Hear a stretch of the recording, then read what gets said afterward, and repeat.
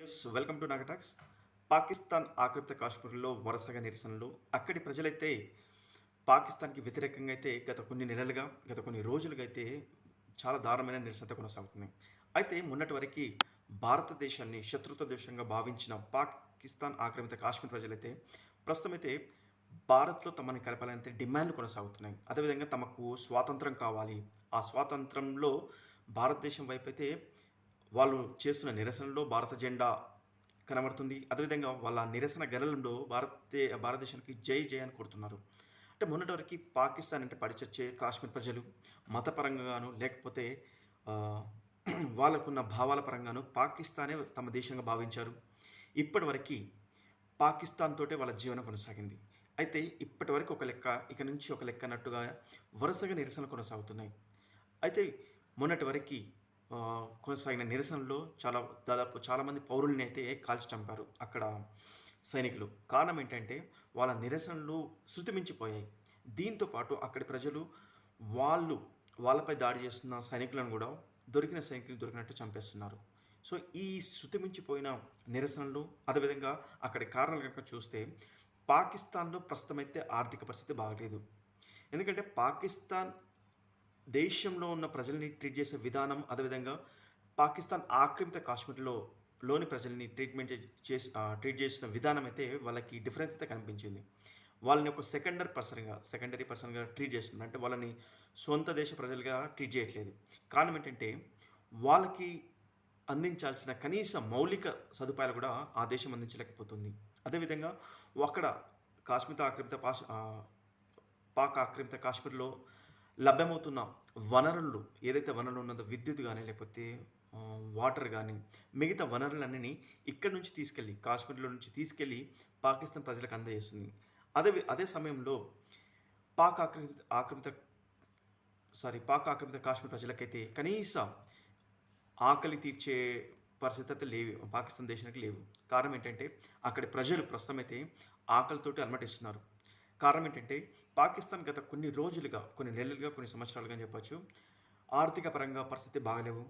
రాజ్య అంటే రాజ్ రాజకీయ సంక్షోభం ఉంది. దీంతో ప్రజలకి అన్ని రకాలుగా, అన్ని విధాలుగా సమకూర్చలేని పరిస్థితి. సో, దీంట్లో ఏంటంటే పాక్ ఆక్రమిత కాశ్మీర్ ప్రజలకైతే కనీస గోధుమలు ఇవ్వలేని పరిస్థితి. గత కొన్ని నెలలుగా ప్రజలైతే ఆకలితోటి అలమటిస్తున్నారు. అదేవిధంగా ఇది ఒక లెక్కైతే విద్యుత్ ఛార్జీలైతే విపరీతంగా పెంచేస్తున్నారు.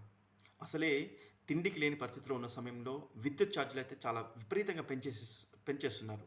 ఇక్కడున్న వనరులన్నీ దోచేస్తున్నారు. సో, దీంతో ఒక్కసారిగా ప్రజల్లో అయితే ఆవేశం, కోపం అన్నీ తన్నుకొచ్చేసి తమని భారత్‌లో కలపాలని అన్నట్టు డిమాండ్ చేస్తున్నారు. నిరసనలు వ్యక్తం చేస్తున్నారు.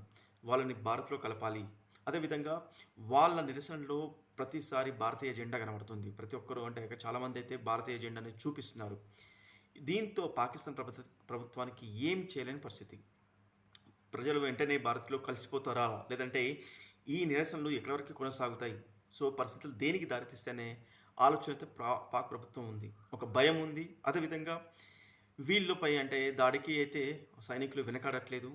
ప్రజలు కూడా ప్రాణాలు పోతున్నా కూడా సైనికుల్ని దొరికిన వాళ్ళు దొరికినట్టు చంపేస్తున్నారు. ఈ పరిస్థితి కొనసాగుతుంది. అయితే ఇప్పుడు వాళ్ళు చెప్తున్న మాట ఏంటంటే పాకిస్తాన్‌లో పాకిస్తాన్ ఆక్రమిత కాశ్మీర్‌లో అని చెప్పొచ్చు. కాశ్మీర్‌లో హైడల్ ప్రాజెక్ట్ అయితే ఏదైతే ఉందో అక్కడి నుంచి విద్యుత్‌ని తీసుకెళ్ళి పాకిస్తాన్ నుంచి చాలా ప్రాంతాలకి సరఫరా చేస్తున్నారు. అది బానే ఉంది. కానీ ఇక్కడి ప్రజలకు మాత్రం ఏమీ సదుపాయాలు కల్పించట్లేదు అనేది వాళ్ళ బాధ.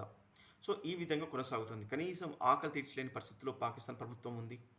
దీంతో వాళ్ళకు స్వాతంత్రం కావాలని ఫైట్ చేస్తున్నారు.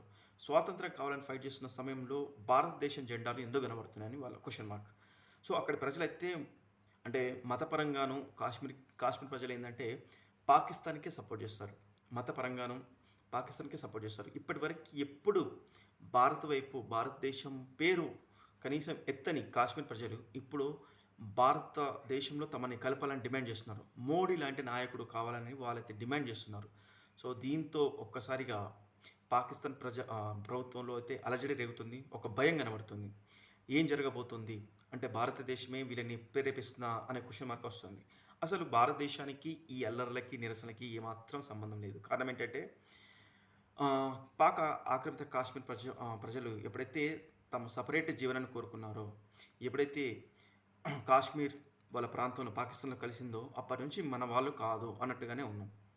కానీ అక్కడ దేశంలో ఏర్పడిన ఈ సంక్షోభాలు అంటే విద్యుత్ ఛార్జీలు పెంచడం, కనీస ఆకలి తీర్చలేని పరిస్థితిలో పాకిస్తాన్ ఉండడము, గోధుమలు అంటే కాశ్మీర్‌లోని ప్రజలకి గోధుమలు కూడా ఇవ్వలేని పరిస్థితి. అదేవిధంగా వీళ్ళ దగ్గర ఉన్న వనరులన్నీ తీసుకెళ్ళి వాళ్ళ పాకిస్తాన్ దేశంలోని చాలా ప్రాంతాలకి తరలిస్తున్నారు. ఇవన్నీ కలగలిపి అక్కడి ప్రజలకి ఒక్కసారిగా ఒక్కసారిగా నిరసనలు మొదలయ్యాయి. ఒక్కొక్కరుగా బయటకొచ్చారు. ఇప్పుడు తమకి స్వాతంత్రం కావాలి. వాళ్ళకి సెపరేటు ప్రాంతం కావాలి. అదేవిధంగా చాలామంది ప్రజలు అక్కడ ఉన్న ప్రజలేంటంటే, మమ్మల్ని భారత్‌లో కలపండి. వెంటనే భారత్‌లో కలిపేసేయండి.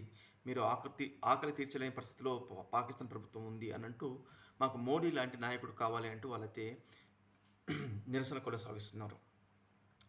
సో, ఇది ప్రస్తుతం పాకిస్తాన్ ఆక్రమిత కాశ్మీర్‌లో జరుగుతున్న అల్లర్లు. సో, దీనికి గల కారణం ఏంటంటే, పాకిస్తాన్ దేశం వాళ్ళకి కనీస మౌలిక సదుపాయాలు కల్పించిన పరిస్థితిలో అయితే, అక్కడి ప్రజలైతే భారతదేశం వైపే చూస్తున్నారు. మరి ఇంకా ఆ నిరసన నిరసన ముదిరితే పరిస్థితి ఎంతవరకు కొనసాగుతుందో మనం చూడాలి. చూద్దాం. Thank you.